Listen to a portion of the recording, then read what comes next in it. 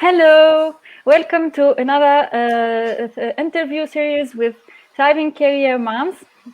I'm Sarah, and here at Thriving Career Moms, it's all about helping mamas of little ones advance their careers and enjoy a more fulfilling life with their family. I know from my own experience, it's hard to juggle it all. But here with Thriving Career Moms, you will get to have more clarity, build your confidence, and enjoy a calmer life. So today I'm having an interview with Annie Xystouris, who is a certified health coach and the mom of a toddler, so just like us. And you will learn about everything related to our health lifestyle and how to have a healthy lifestyle in order to thrive and really progress in our goals. So let me welcome Annie now. Hi everyone. Hi Sarah. How are you? Thank you. I'm good, thank you. Well, it's very, very hot, but Yeah, I know. But it's okay. It's okay. I'm good. Thank you so much for that introduction. I'm really happy to be here and be talking with your followers. Yeah. Let us know more about you, where you live, the age of your daughter. I know you have a daughter, and why you are doing what you do. Yeah. Yeah, so I live in Berlin. I've been here for the past 3 years, and my daughter is 22 months old. She will be 2 in August. And I often work with toddler moms like myself who are exhausted and overwhelmed, and they don't feel like themselves. And I help them go from this situation where they're just coping to really thriving. I use the same word as you, thriving, without feeling guilty. And the reason why I do that, my why, is because I believe that it's possible for women to be moms and also thrive. Because there's this like, I don't know, well-kept, accepted truth, let's say, in society that the minute you become a mom, you're supposed to, be exhausted and not feel well for the next, I don't know, 4, 5, 10 years. And I don't think that should be. I believe that there's another way, and that's what I help women do. I love how we share the same, thought, like belief that we can really thrive. Okay, what brought you to health coaching? I know when we spoke earlier, you told me like you came to that from your own struggles with health. And then how is it like with motherhood? How does it make impact in your life? Oh, it has a huge impact, yes. So, I mean, my journey as a health coach, my journey towards health, let's say, started quite a while ago, a few years ago, when I'll very shortly tell my story, but I stopped taking the contraceptive pill, and when I did, my cycle didn't return. And I went to many different doctors, and all of them were telling me that I was healthy, that my lab work was okay, that there was nothing I could do, and that I should just take the pill. And then if I wanted to have a child later on in life, I would just have to do IVF. And that answer didn't really sit with me. Not that there's anything wrong with doing IVF, but I was thinking, if my cycle is not here, there must be something wrong with me. And so I looked at my lifestyle. And what do I mean by lifestyle? Because we keep hearing this word lifestyle, but what does it really mean? Well, it's what you eat, it's how you sleep, it's how stressed you are, it's how connected you are with the people around you, how much exercise you do. Sometimes you do too much. And in general, what is your mental and emotional, status? How are you feeling? And I looked at all that, and I got my health back. And that was really, not only did I get my cycle back, that's just a side effect, but the most important thing is that I discovered a new way of being, because by looking at all these factors that I just mentioned, I was a different person. I had much more energy. I wasn't bloated all the time. I just really felt like a better version of myself. And then I became a mom, and all of these things just seemed impossible because, you're a mom too. People that are following this page are also moms. it's very difficult to really take care of yourself. It's very difficult to continue to eat well, manage yourself, all the things that I just mentioned. It's like, if I tell this to moms, they look at me and they're like, what is she talking about? Like, that's not possible if you're a mom. But I think it is possible. Of course, you need to adapt, because my life looks completely different than it looked before, of course. But if you adapt and if you get some support, then it is doable. You can do more than just, go through the motions every day, like, the same thing and never having a moment to yourself, etc. So that's what brought me to what it is I do. And I decided to really concentrate on helping toddler moms, because I feel that they need support. There's so much support for the postpartum period. Yeah. Don't you agree? Like, you hear so much about the first weeks, the first months. I understand you now. Exactly. There is not really much support for the postpartum. I also felt it as soon as you give birth, now you are not the focus anymore. For sure. So there's not a lot there. There is a bit though for the mom. It's like you've got this idea of postpartum depression, maybe. And only when it's at the top, at the extreme, postpartum depression. Yes, only when you're really ill. We're not talking about just coping. We're talking about being really ill. And so, but what if I'm not ill, but I'm still not feeling well? Don't I deserve to feel well? Right? Exactly. Yeah. And I think we deserve to feel well. And it shouldn't be that, if health is not just the absence of disease. Health doesn't mean I don't have a serious illness. Health means I'm thriving. Health means my physical well-being. I feel good in my body and my emotion. Everything, Oh, thank you for sharing. I mean, you gave us with taking care of your health, and then the impact. I mean, you saw it with your cycle going back. It's like I'm here because you are with your health. This is really empowering, and it shows the difference when we take care of ourselves. That's a showcase. Okay, so you said a healthy lifestyle is more than food. And it's so many aspects. Can you let us know with the healthy lifestyle and how, as a mom of a toddler, what are your tips for this? Yeah, I mean, it's a big question, and I will try to answer, but it's I will try. I mean, health, as I said, is really not just about food, because when we think of health, we think of, okay, then I take care of what I eat and then I do some exercise. But it's not only about that. It's also about your stress levels. It's also about whether or not you're getting enough sleep. It's also about the thoughts that you're having, the emotions you're feeling, everything is interlinked. And so when I work with people, I work on a one-on-one basis. So I really look at, what does this person need? And it could be food, but food is also linked to stress. I mean, maybe it's not your case, but many moms that I speak with, they have this sort of emotional link to food because they're stressed. And they reach out to sugar, for example. So stress is linked to food. It's not just about having a food plan and following the food plan.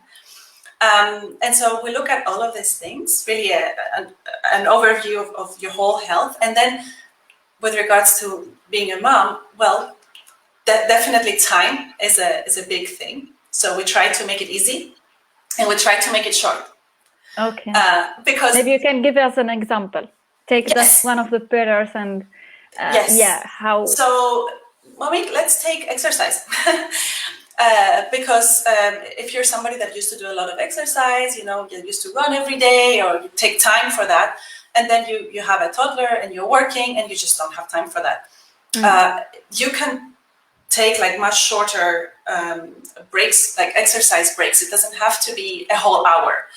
Honestly, YouTube is your friend. There are so many short workouts on YouTube, 15 minutes, 20 minutes, it's better than nothing. And also, walking is also exercise, because we think of exercise like, oh, I have to, wear the right clothes, do the right thing, put my hair up. You don't. If you just go for a brisk walk for 30 minutes a day, and that can be after dinner, right? It doesn't even have to be during the day. You had your dinner, your child is sleeping, and you go out and you walk fast for half an hour, and that can count as exercise. It doesn't have to be bigger than that. So it's all about adapting. And also with food, complicated meals, when? We don't have time for that. So really finding quick recipes resonates with you. Yeah, I want to mention something here with me, because for me, I find it hard as a mom of a toddler, and when he was also a baby, to really enjoy my food and really think of it. To be mindful. To be mindful of my food, what I'm going to eat and how we will eat it. I mean, that's a struggle, especially with picky toddlers.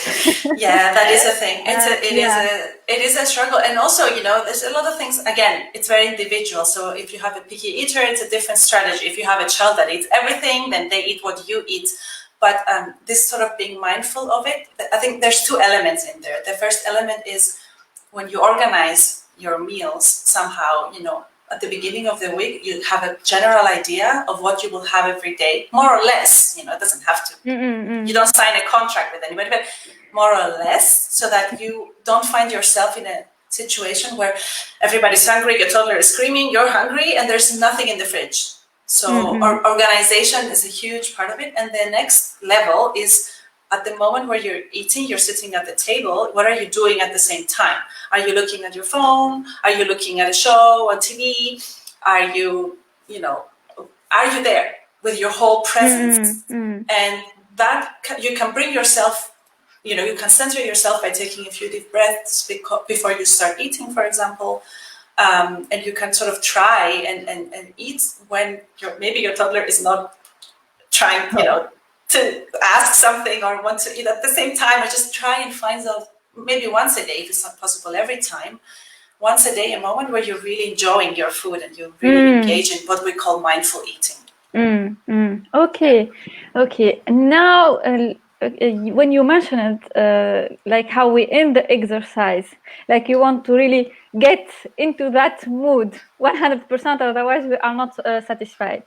Here, I know from the moms that I talk to and I help, and so it's really hard to get into having rest. So, like moms, a lot of moms think, in order to have rest, I really have to, I don't know, have a lot of time, hours, in order to rest. Yeah. Can you tell us from a lifestyle point of view, how important it is to have rest? Maybe not weekly, but daily. And do you think that really rest needs hours or like a lot of thought to have it and plan it, or it can be integrated in our daily life?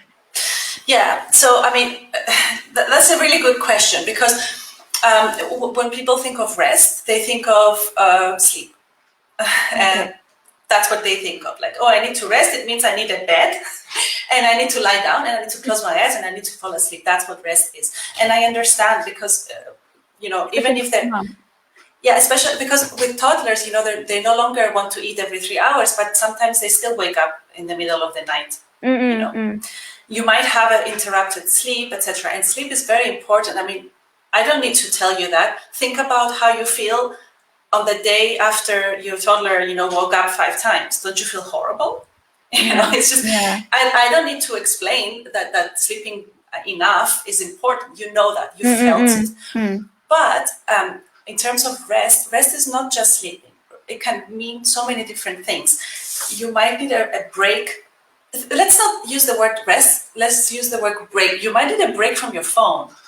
That's also rest. Your eyes are being stimulated all the time. We're all the time on screens. If you put your phone aside, that also counts as rest.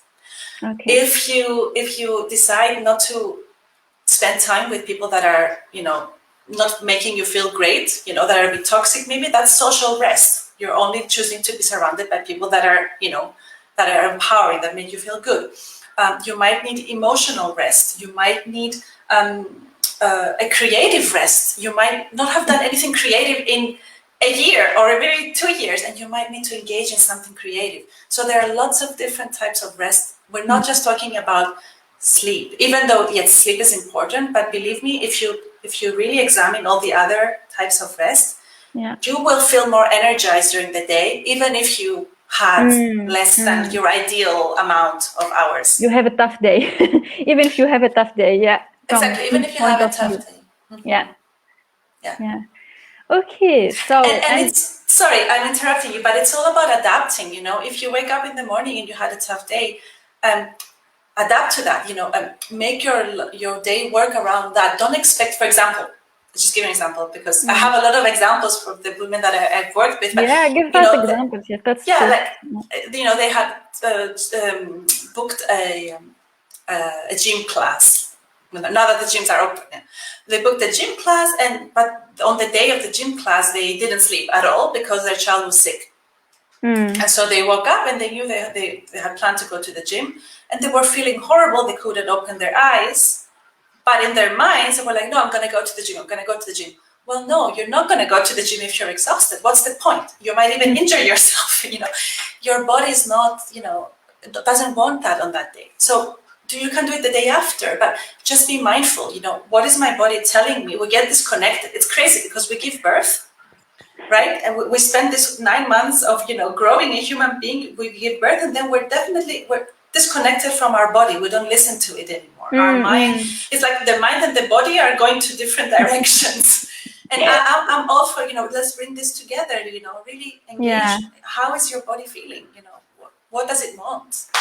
Yeah, I love this connection. Yeah, it happens, and it's so important. And we think it's not important, actually, like to have that connection with mind and body, because like, yeah, as soon as, because we can still do things and so on, we keep going until this connection from what our body needs and so on really take us to extreme cases.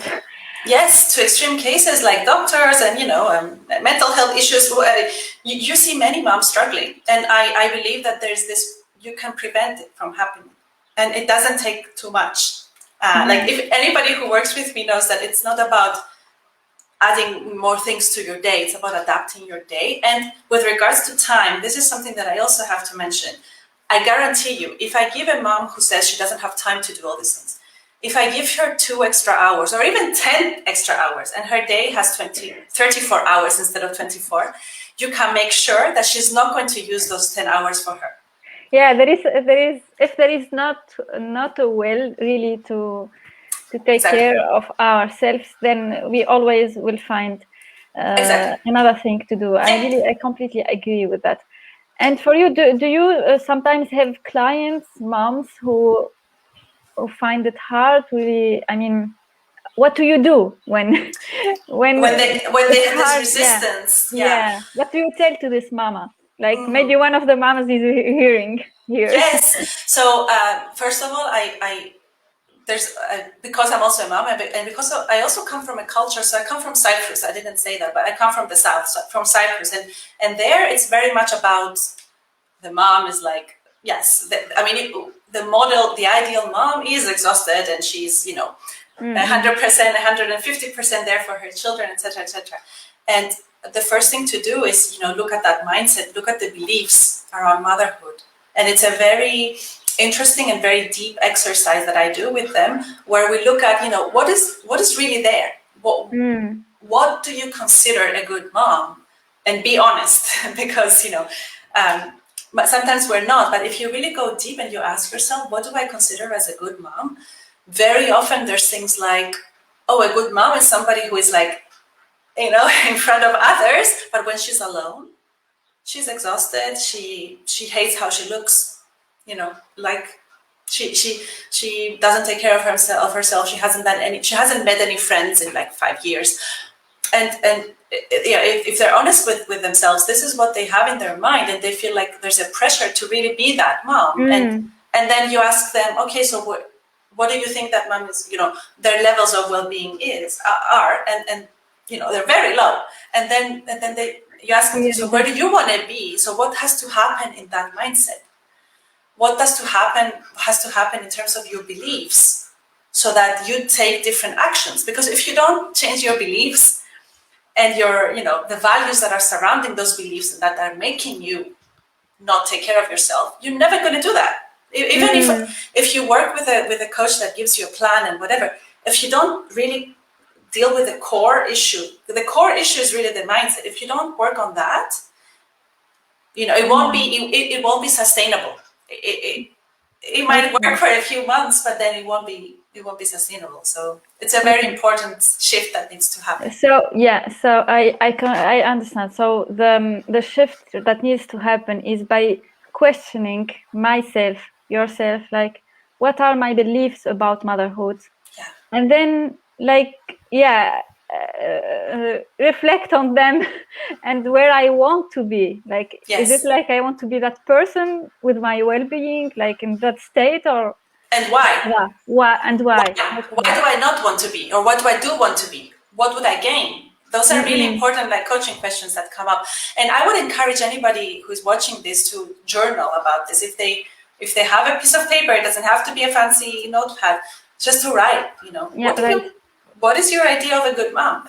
Right. And you never know what might come, but it's a good exercise to do. Yeah, I will do that myself. Thank you. What I was going to say. For you, I wanted to have an example for you, for example, because you are also a mom of a toddler. How do you make sure that in your day you have some rest? And what do you do, for example, from time to time in that rest? So a personal example for myself. So I in the mornings, most mornings, I ask for 10 minutes from my husband. So when I wake up, and my daughter is up, she wakes up very early as well. Like, she's a 6 a.m. child, or even earlier. But I turn to my husband and very honestly say, can I have 10 minutes, please? And by 10 minutes, I close the door and I am in this room, which is my room. And I take those 10 minutes to do whatever feels right that day. Sometimes I journal. Sometimes I just focus on my breath. Sometimes I do some very gentle yoga stretches. Sometimes I meditate. Sometimes I just look outside because it's beautiful, like today. So I just take those 10 minutes to start the day well. I'm a big fan of starting the day well, because if you start the day and it's like, you get on the roller coaster immediately, that is the way the whole day will look like. Whereas if you start your day, you give a different flavor, and it's more likely that the day will evolve, better.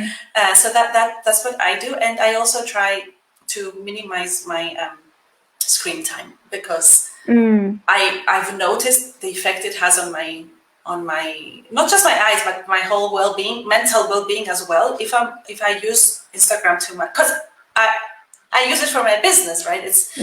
But if I'm too much on it, then oh my God, I totally feel it. So I really make myself put the phone down. I put my phone in airplane mode after 8:30, and I don't look at it. And I don't care who calls me. I don't care who sends me a message. I'm not available, because for myself, I need that break, and that makes me breathe really, to have that break. So I hope that answers your question on what I do. Yeah, starting the day. I completely relate to this. When starting the day good, start the day good, and then it will be better no matter what happens. And I also practice that journaling and so on. And when I miss it, like, I feel no. Yes, you need it, right? Yeah. And you mentioned something important in the beginning also, which is to ask explicitly and clearly. This is something important as well. Okay. Because if there is any question for those watching, please write a comment asking. Otherwise, I collected, because I asked the moms in my community group what are the things that really they want more of. They said most of them are saying like sleep. Yes. Yeah. It's a big thing. So what are your tips for this? Because they also believe that sleep impacts stress, and then of course it does. I mean, what to do? It does, and sleep impacts eating habits as well. People don't know that, but if you don't sleep a lot, enough, well, you get more cravings the next day. Because there's a hormone that is higher and another hormone that is lower. That the hormone that makes you feel full is low if you don't sleep enough the day before. And so basically you're hungry. Okay. And the hormone that sends a signal to your brain saying it's okay, you're full now is low, and the one that gives you cravings is high. And so basically if you don't sleep, you will eat more and you will make bad food choices. So it also influences food. But so what you can do, the thing is with me, I always, well, almost always, but I concentrate on the mom. Okay. Yeah. Right. Of course. Because I'm a coach, and I'm a coach for moms. I'm not, I'm not a sleep coach. I'm not a toddler coach. I don't know if they can be coached, but with regards to sleep, there are sleep coaches. And a lot of people are allergic to that. They're like, oh my God, no, my baby's going to cry the whole night and I don't want to do that, etc. But it's not true. There are different methods, and there are many sleep coaches, especially if your baby is a toddler, it's no longer a baby. It's not a question of letting them cry for 3 hours. But it could be that, you might get some very valuable advice by these people that are sleep coaches, that are like experts. I'm not an expert in helping your toddler sleep. What you can do, let's talk about you. Yeah. So I would say, so the first thing is, it's very tempting to stay up after your toddler is sleeping. To stay up until late. Why? Because it's the only time during the day that you're not running around, cleaning things up, cooking, playing. It's the only calm moment of the day. And so, of course, you want to use that time. But sometimes, and I understand, but sometimes, moms stay up until 1 o'clock because they're watching something on TV, because they're doing something. It's not even that they're doing something productive. It's really this resistance, like, no, I'm going to do something. I want my time. Yes, like I want my time. I want me time. But then they end up not having enough sleep, etc. So the first thing I would advise would be to really, my alarm clock is at 6 because my daughter wakes me up at 6. Your alarm clock might be at 7. Good for you. So, but go back 7 to 8 hours, depending on how long you need. I need 7. Some people need 9. Yeah. And really set an alarm clock for yourself. Be mindful. What time do you have to go? Should you? There's no have to. What time should you go to bed so that you feel okay the next day, more or less? And if it's at 11, then you know that by 10, you're not going to watch any more TV because that keeps you up. You might start reading a book, etc., and you wind down and you go to bed. And to be honest, if you do that consistently, if you get enough sleep consistently, then you have more energy. Even if it's half an hour that you have and not 3, you're much more productive during that time in the evening. I understand. Okay. Because you feel better, right? So you can do much more during that time for you, instead of, I know what it means, like, to zone off. Like, it's like you're not doing anything. You're just there. It's not productive. It's not really me time. It's just not doing anything time, which you might need here and there. I'm not saying you will never do that, but not every day. Yeah. I understand that. Yeah. And the other thing would be to just sort of there's a resistance, and I think the resistance comes in many forms when you're a mom, because your life is so different. And I have so much compassion, let's say, and understanding to moms who are resistant to the idea of like going to bed at 10 or at 9, if they're used to going to bed at 1 before they had a baby. And I understand that, but it's part of, it comes with it somehow. You can't change the fact that your toddler wakes you up early in the morning, and it's not forever. It's for the next 2 or 3 years. It's not like if you decide today that I will prioritize my sleep because it's important for me, and I will go to bed at 10. It's not that you signed a contract with the universe and until you're 70, you will always go to bed at 10. You can go back to going to bed later once your toddler is a bit older. But what is the situation now? Yeah. And how are you harming your well-being by making this decision? And what's the consequence of this, and how it will be different if I take care? Yeah. Okay. Thank you so much for these tips. Because the time is over already. How can people connect with you? Because you offer this coaching for moms. Yes. And if you have anything to share also with our Thriving Career Moms followers. Well, so I am on Facebook and I am on Instagram. I can share my links and you can post them maybe on this video. And I work one-on-one with people, and I'm also working on launching a group program sometime this year. I'm not sure exactly when, but if you're interested, you can sign up. I have a nice little guide with 5 tips on how to gain more energy as a mom. So I'll share the link for that too. So you can subscribe to that, and then you'll be informed when I launch my group program. I feel like a group program would be a nice setting for moms as well, to bring them together and support each other. But that would be for a bit later on. For the moment, I work one-on-one. And thriving career moms, I mean, talking about health, being happy in your professional life is just as important as, again, what you eat, if you sleep, all of these things come together. So I really love your mission. I love the fact that you want, to help moms thrive in their careers, even if they are moms. And so they, as moms, you can have a career as well, and you can feel good. You can have high levels of well-being. You can be yourself. It doesn't have to be this mini version that is in a drawer until your kids are 18. You can still be yourself. So that's a message I would like to close with. Okay. Thank you so much. Please, I will share the link for the guide. And thank you, Annie, for joining us. And it's been a pleasure. Bye-bye. It's been a pleasure. Bye.